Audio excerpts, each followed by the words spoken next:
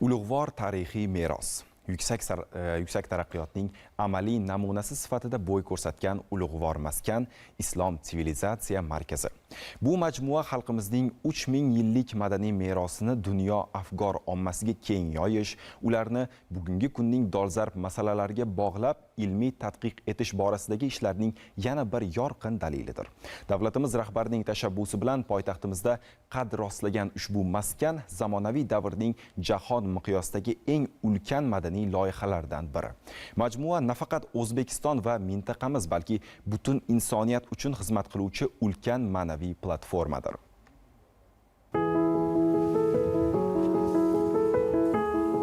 Parijdan Samarqandga nomli asar bundan qariyb 150 yil oldin Fransiyada chop etilgan va atigi 50 nusxada dunyo yuzini ko'rgan.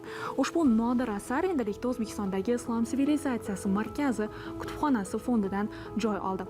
Ushbu kitob Samarqand haqidagi tasavvurlarni o'zida mujassam etgan muhim tarixiy manba hisoblanadi.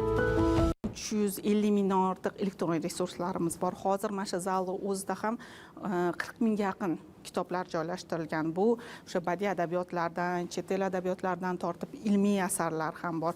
Dunyo kolleksiyalari ham saqlanyapti. Hattoki shuni ayta olamizki, respublikada yo'q kitoblar, nodir kitoblar ham markaz kutubxonasida ularni raqamlashtirish ishlari ham olib borilyapti. Nusxasi yagona bo'lgan kitoblar ham bor. Katta javonlar ajratdikki, bu xorijdan hadya qilingan kitoblar. Olimlar tarafidan, tashkilotlar tarafidan, davlat tarafidan kitoblar berilyapti. Bu barchasi kitobxon mutolaasi uchun, kitobxon ilmiy faoliyati uchun ochiq fondga qo'ydik bu kitoblarni. Yangi kutubxona tez orada kitobxonlarga xizmat ko'rsatishni boshlaydi. Xo'sh, undan foydalanish tartibi qanday? Markaz kutubxonasi ham respublikadagi boshqa kutubxonalar singari o'sha ID karta orqali kitobxonlarni qabul qiladi. Bu kartaga obuna masalasiga keladigan bo'lsak, kitobxon albatta yillik obunalar bor, oylik obunalar bor. Bu barchasi kitobxon ehtiyojidan kelib chiqqan holda o'zi qabul qilib obunani amalga oshirib uradi. Markaz kutubxonasi bir vaqtning o'zida 300 dan oshiq kitobxonni o'z bag'riga sig'dira oladi. Tabiiy yorug'liklardan foydalanilyapti. Bemalol mana ochiq osmon ostida ham chiqib kitobxon bemalol kitobni mutolaa qilsa bo'ladi. Shu bilan birga imkoniyati cheklangan kitobxonlar uchun ham alohida xonalar, kitoblar nashr qilingan sharoitlar yaratilib berilyapti.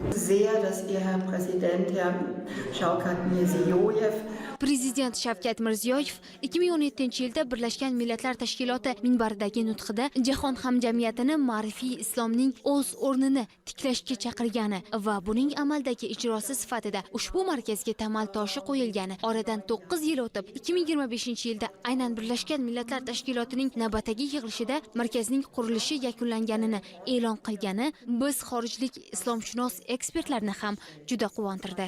Bugun nafaqat bino qurilishi tugallangan, balki uning ichki qismi, interyeri ham to'liq va mukammal darajada jihozlangan. Markaz mahobati va mazmuni bo'yicha dunyoning shu turdagi eng yirik markazlardan biri hisoblanib, dunyodagi yagona go'zal muzeylar qatoridan joy oldi. Shuningdek, markaz hali yaqinda ochilganiga qaramay, allaqachon jahondagi eng zamonaviy va mazmunan boy muzeylardan biri sifatida nufuzli mukofotga sazovor bo'lgani ham diqqatga sazovordir. Bugungi kunda bunday markazning ahamiyati har qachongidan ham yuqori. Mamlakatingiz prezidenti ko'pgina xalqaro minbarlarda ta'kidlagani kabi, jaholatga qarshi kurashning eng samarali vositasi bu ilm-fan va ma'rifatdir.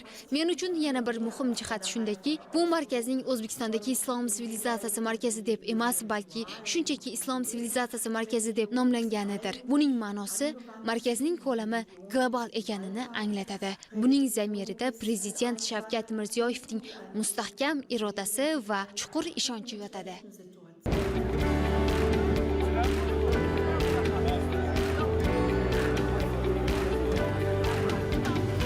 Markaz har kuni siz ko'rib turganday xorijiy va mahalliy sayyohlar bilan gavjum. Biz ularning ilk taassurotlari bilan qiziqdik.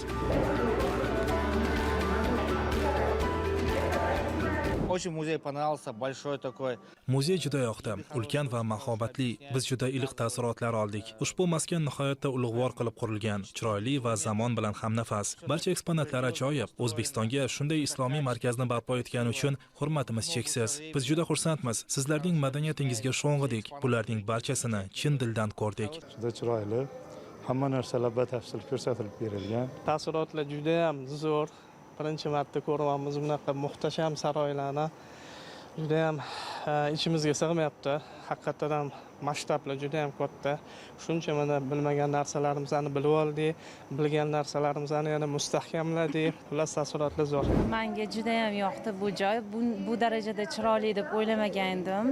Tariximiz qanchalik boyligiga amin bo'ldim. Juda ham yoqdi. Hammaga tavsiya qilaman bu yerga kelishni, ko'rishni.